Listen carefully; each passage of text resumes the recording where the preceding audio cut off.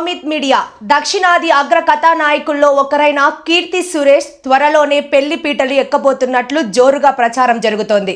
తన చిరకాల మిత్రుడు ఆంటోనీ తట్టిల్తో 7 అడుగులు వేయబోతున్నారంటూ తమిళ మీడియాతో పాటు ఇటు తెలుగులో వార్తలు చక్కర్లు కొడుతున్నాయి. ఆంటోనీ దుబాయ్కి చెందిన వ్యాపారవేత్త అని తెలిసింది. వీరిద్దరూ కలిసి ఒకే పాఠశాలలోనే చదివినట్లు సదరు కథనాలు పేర్కొంటున్నాయి.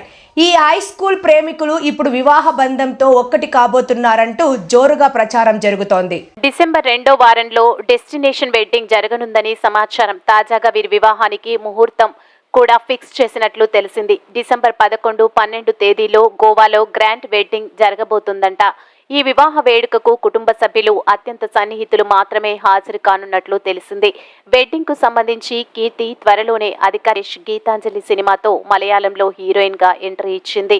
ఈ చిత్రం అనంతరం ప్రభు కొడుకు విక్రమ్ ప్రభు నటించిన ఇది ఎన్నా మాయం అనే సినిమాతో తమిళ ఇండస్ట్రీలోకి అడుగుపెట్టింది.